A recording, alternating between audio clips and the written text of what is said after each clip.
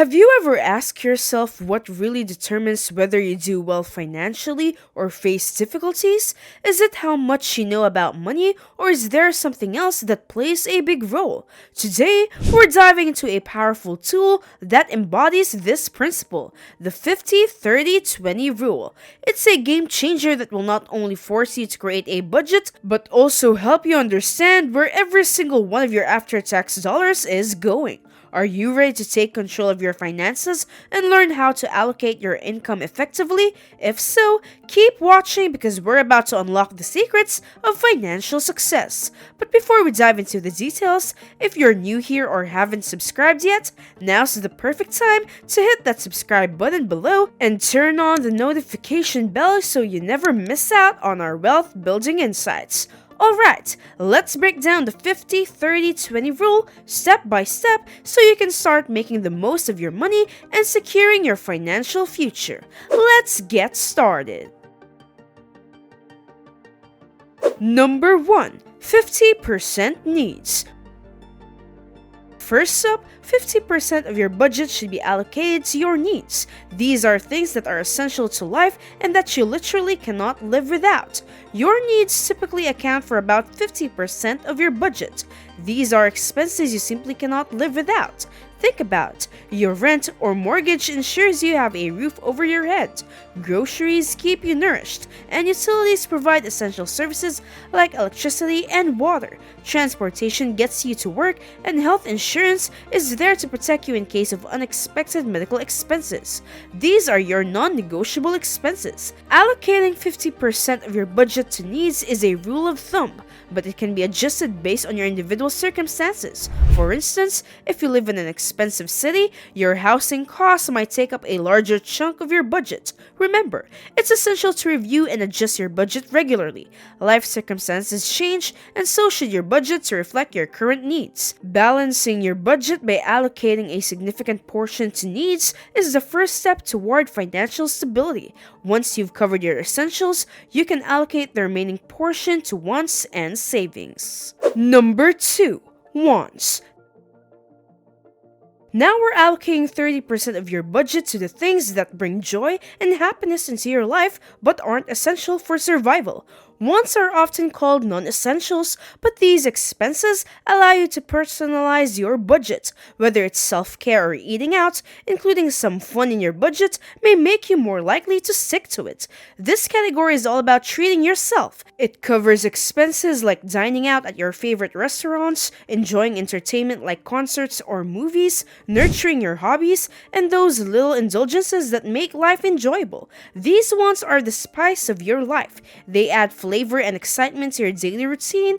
While they're not necessities, they contribute significantly to your overall well-being and happiness. When budgeting for wants, it's important to set limits and prioritize. Make conscious choices about how you allocate this 30%. Consider what truly brings you joy and focus on those experiences or items. So, what are common wants that many of us can relate to?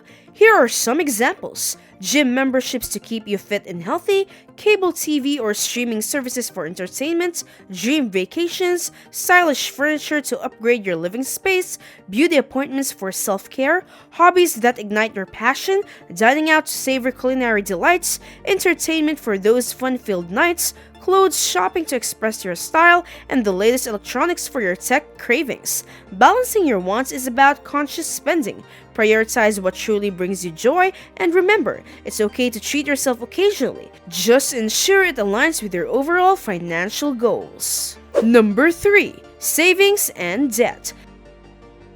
How you break down your 20% allocation for savings and debt repayment depends on your unique financial circumstances and goals. First, let's talk about savings. This category encompasses a wide range of financial goals. It could include contributions to retirement accounts, building an emergency fund for life's unexpected curveballs, or saving up for a big goal like home ownership or that dream vacation. If you find yourself debt-free on your only outstanding debt is a low-interest mortgage, you may decide to allocate the full 20% of your net income to savings. It's an excellent way to fast-track your financial goals. Now Now, let's shift our focus to debt repayment. If you have student loans, credit card balances, or any other high interest debts, it's crucial to adjust them effectively. Here's the thing. How you divide your 20% between savings and debt payments depends on a key factor, the interest rates on your debts. If you're paying higher interest rates on loans than what you can potentially earn through savings, it may be wise to allocate a larger portion of your 20% to debt repayment. Paying down high interest debt can be a significant step toward financial stability and freedom. However, there's one important caveat. While tackling your debt, don't forget about your retirement contributions. Retirement accounts like 401ks or IRAs offer valuable tax advantages and, in some cases, employer matches. Missing out on these contributions can mean leaving free money on the table. So the key here is balance. As you work on reducing your high interest debt, strive to contribute enough to your retirement accounts to take full advantage of your employer matches. It's a win-win strategy for your short-term and long-term financial being. Now we have a question. Why is the 50-30-20 rule easy to follow?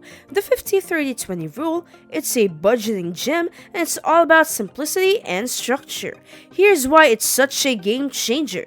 3 categories only. This method simplifies budgeting by breaking your expenses into just 3 categories. It doesn't get any clearer than that. You have your needs, wants, and savings. That's it. No overwhelming lists or spreadsheets, just 3 straightforward categories. Compared to more complicated budgeting methods like itemizing every expense, the 50-30-20 rule can feel like a breath of fresh air. It's less intimidating, making budgeting more accessible to everyone. Clear spending framework. It provides a crystal clear framework for your money. You instantly know where your hard-earned cash should be going. 50% to needs, 30% to wants, and 20% to savings. It's like a financial roadmap showing you the way. Balanced spending. One of its strengths is that it allows you to set spending boundaries while still treating yourself. You don't have to deprive yourself of all the fun stuff. Wants are right there, ensuring you enjoy life without breaking the bank. Saving clarity. It spells out how much you should be saving. That 20% allocation to savings isn't a vague idea, it's a precise target. It encourages healthy saving habits and helps you build a financial safety net. Debt reduction priority. Last but not least, the 50-30-20 rule prioritizes debt reduction. By allocating a portion of your budget to needs and savings, you're also indirectly chipping away a debt. It's a holistic approach to financial well-being. How to use the 50-30-20 rule to your advantage. The 50-30-20 rule is an excellent method to cultivate consistent savings and manage debt effectively within your budget. But to truly harness its power, let's explore some tips to make it work seamlessly for your unique financial situation. Tip 1. Flexibility is key. While the 50-30-20 rule provides a clear framework, remember that following the percentages to the exact amounts might not always be realistic. Your income and the cost of your necessities can vary, so don't stress over the exact numbers. Aim for a close approximation. Tip 2. Start with the buckets. Use the bucket amounts as a starting point. It's like a financial compass, helping you identify where you might be overspending. Adjust your allocations as needed to align with your lifestyle and priorities. Tip 3. Leverage budgeting apps. To make your life even easier, consider using a budgeting app like Mint. These apps connect to your bank accounts, import your income and spending data, and allow you to create budgets. Plus, they help you keep track of upcoming bills, making it all hassle-free.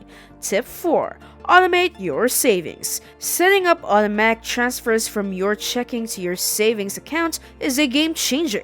Most checking accounts offer this feature, allowing you to save without even thinking about it. Consistency is the key to building financial security.